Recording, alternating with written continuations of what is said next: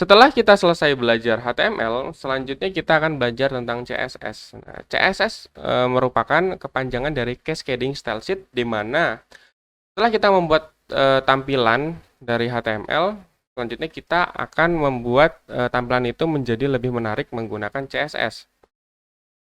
Ya, kalau untuk teorinya, kita coba searching CSS adalah, nah CSS adalah Cascading Style Sheet is style sheet language used for describing the presentation of document written in markup language such as HTML. Jadi CSS itu intinya ya seperti yang saya bilang tadi, untuk memberikan style atau tampilan supaya lebih menarik pada bahasa markup seperti HTML.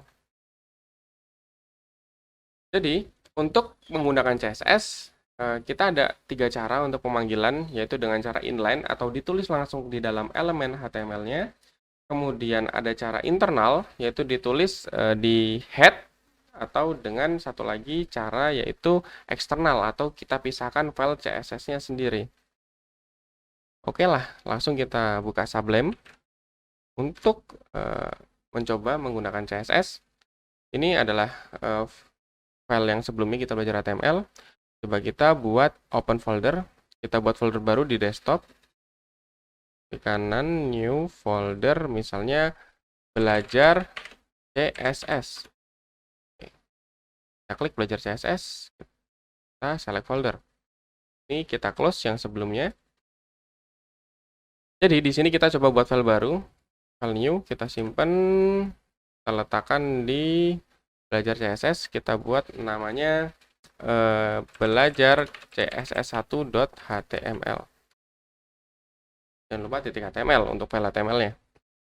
Kita HTML dan tab belajar CSS. Nah, di sini kita akan mencoba semua cara pemanggilan CSS. Jadi CSS ada 3 cara. Yang pertama inline. Jadi seperti ini penggunaan inline. Misalnya ada tag P, kemudian kita isi tag P-nya. Misalnya ini adalah tag P biasa. Kita simpan tag P-nya. Kalau misalnya kita buka di browser, open in browser, ya tampilannya seperti ini, tidak ada apa-apa. Kita bisa menuliskan tag CSS-nya langsung dengan cara menulis style, kemudian apa CSS yang mau kita masukkan.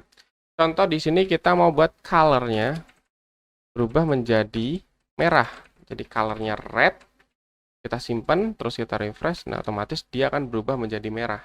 Nah, ini adalah contoh cara penggunaan CSS inline.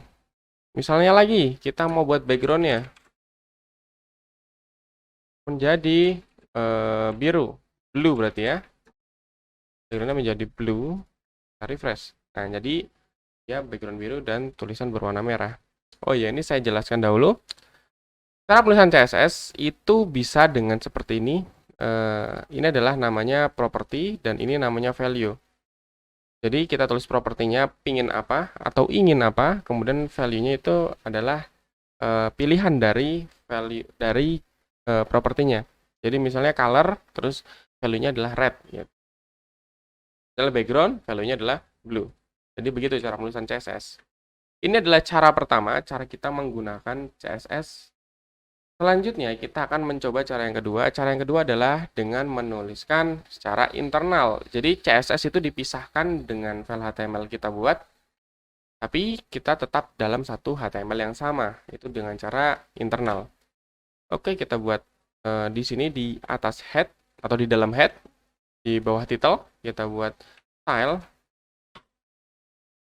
type text CSS. Nah, ini adalah cara penulisan kita CSS di dalam head. Selanjutnya kita tulis tag apa yang ingin kita masukkan. Contoh di sini kita buat elemen baru namanya div. Ini akan berubah misalnya. Nah, ini ada div baru kan. Kalau kita buka ya masih kosong, tidak ada apapun. Terus kita mau masukkan ini div dengan CSS. Berarti kita tulis tagnya, selektornya. Ini bahasanya namanya selektor. Misalnya tagnya div. Kemudian kita buat CSS-nya. Misalnya color-nya kita mau buat orange. Background-nya kita buat red atau background-nya menjadi merah. Kita simpan. Kemudian kita refresh. Nah, akan jadi seperti ini. Jadi kode kita akan langsung tampil dengan menggunakan tags. Nah, ini adalah cara pertama untuk memasukkan CSS ke dalam website kita dengan menggunakan tags. Cara selanjutnya kita bisa menggunakan kelas. Jadi cara penggunaan kelas itu dengan titik. Jadi misalnya kelas orange. Nah, di sini kita buat backgroundnya orange. Terus colornya blue misalnya. Jadi yang menggunakan kelas orange itu dia warnanya akan jadi biru dan backgroundnya akan menjadi orange. Kita buat misalnya kita buat pen, jangan pen deh. Nah, kita buat div juga. Kita kasih kelas orange. Ini adalah kelas orange. Nah, jadi kita buat beberapa ID biasa dan beberapa div biasa dan satu kelas orange. Kita simpan dan kita refresh. Nah, yang biasa dia akan berubah menjadi seperti ini karena CSS div tadi yang menggunakan selector div dan yang menggunakan kelas orange akan berubah menjadi background orange dan warnanya biru. Jadi pembedanya itu. Jadi kalau misalnya ini kita kasih kelas orange, dia akan berubah juga menjadi orange kelasnya. Selain dengan kelas, kita juga bisa menggunakan ID.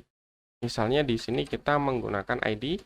Cara penulisannya adalah dengan pagar, hashtag, nama ID-nya. Contoh misalnya kita mau buat coklat. Background-nya. Misalnya kita buat black. Color-nya kita buat white. White.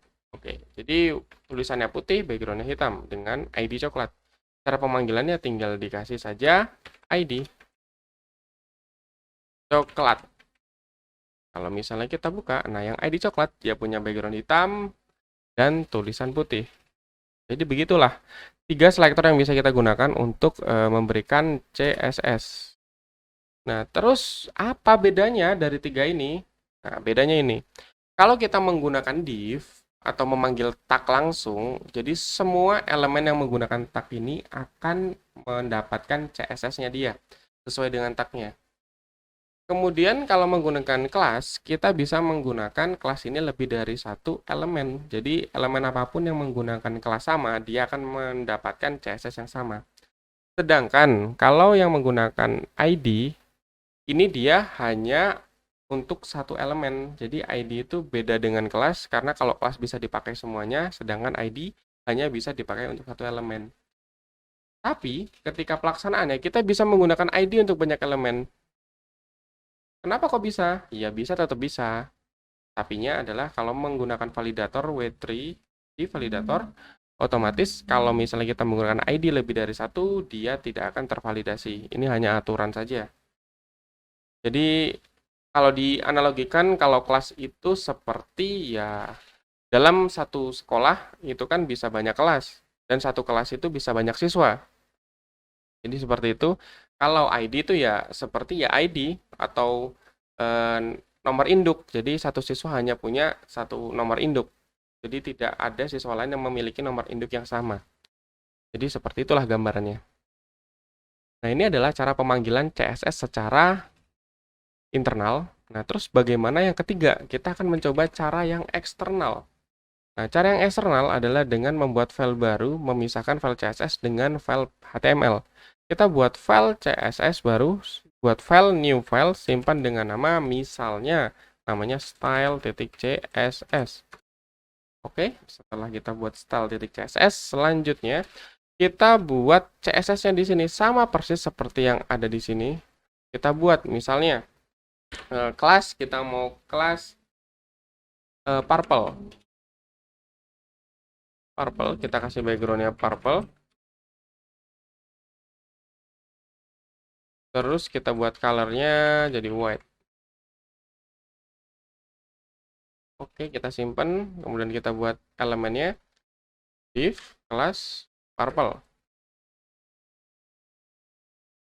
Nah, ini coba langsung deh kita buka. Kalau langsung kita buka, kita simpan dulu. Nah, dia, oh kita belum masukkan deh elemennya. Ini adalah purple. Nah, kalau kita buka, nanti dia akan tetap menggunakan div yang pertama, yang belum kita papain dari inline. Kenapa kok dia tidak berubah jadi purple?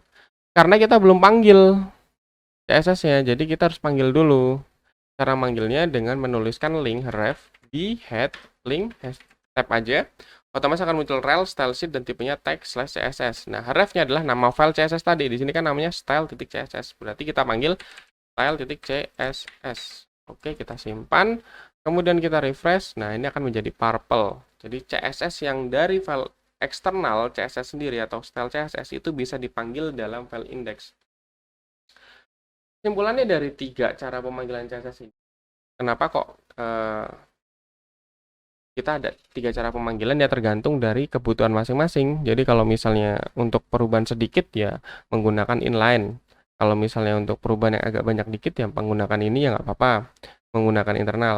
Tapi disarankan untuk menggunakan secara eksternal. Supaya apa? Supaya file HTML kita tidak menjadi satu dengan file CSS kita. Jadi kalau misalnya kita mau mengubah CSS, enak aja tinggal kita rubah CSS-nya aja. Misalnya cari file style.css atau main.css. Nah, itu kan selesai. Daripada kita harus mencari di antara kode HTML aja.